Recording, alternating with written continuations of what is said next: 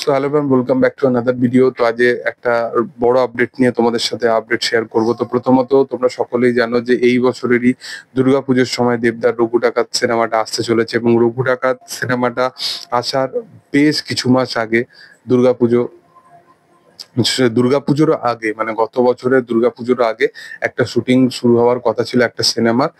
সেটা হচ্ছে যে অনির্বাণ ভট্টাচার্য এবং প্রসেনজিৎ চট্টোপাধ্যায়কে নিয়ে এসবিএফ একটা সিনেমা বানাতে চেয়েছিল, যেই সিনেমার পরিচালক হতো রাহুল মুখার্জি, যে এখন আপকামিং কাজ করতে চলেছে মন মানে না।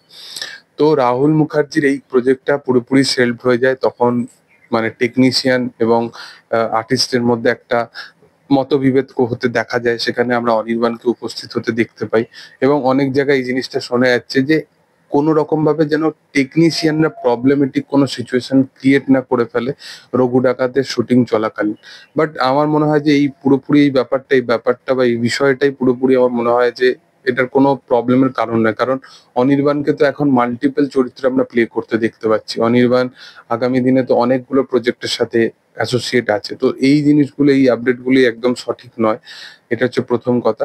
দ্বিতীয় হচ্ছে, যেটা মূল আপডেট, সেটা হচ্ছে যে অনির্বাণ ভট্টাচার্য কিন্তু দেবের রঘু ডাকাতের শুটিং এ যোগদান দিয়েছে, এবং অনির্বাণের এখানে যে ক্যারেক্টারটা হবে সেটা খুবই একদম সাংঘাতিক একটা ক্যারেক্টার হতে চলেছে। সেই ক্যারেক্টারটা বলতে পারো রঘু ডাকাতের সবচেয়ে বড় যদি শত্রু কেউ থেকে থাকে, যে ভারতীয় বাট সাপোর্ট হিসাবে করে, মানে ফিরাঙ্গি টাইপের যেরকম ক্যারেক্টার গুলো হয় আর কি, যেটা প্লে করেছিল হচ্ছে থাগস অফ হিন্দুস্তানে আমির খান, যে মানে বিদেশিদের হয়েই কাজ করে বাট সে মানে অ্যাকচুয়ালি ইন্ডিয়ান। তো সেরকমই একটা ক্যারেক্টার প্লে করতে চলেছে অনির্বাণ, এবং অনির্বাণ ভট্টাচার্য এই সমস্ত চরিত্রগুলো দুর্দান্ত ভাবে পুল অফ করতে পারে। এবং দেব অনির্বাণকে আমরা একসাথে এর আগে একই সাথে স্ক্রিন শেয়ার করতে আমরা দেখেছিলাম, ধ্রুব ব্যানার্জিরই প্রজেক্ট ছিল গোলন্দাজে, এবং সেখানে যতটুকু সিন তাদেরকে আমরা একসাথে দেখতে পেয়েছিলাম সেটা কিন্তু ব্যাপক ছিল।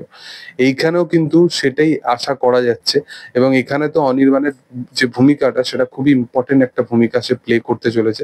তো আশা করব কাজটা দুর্দান্ত একটা প্রজেক্ট হতে চলেছে, একটা দুর্দান্ত কাজ হতে চলেছে।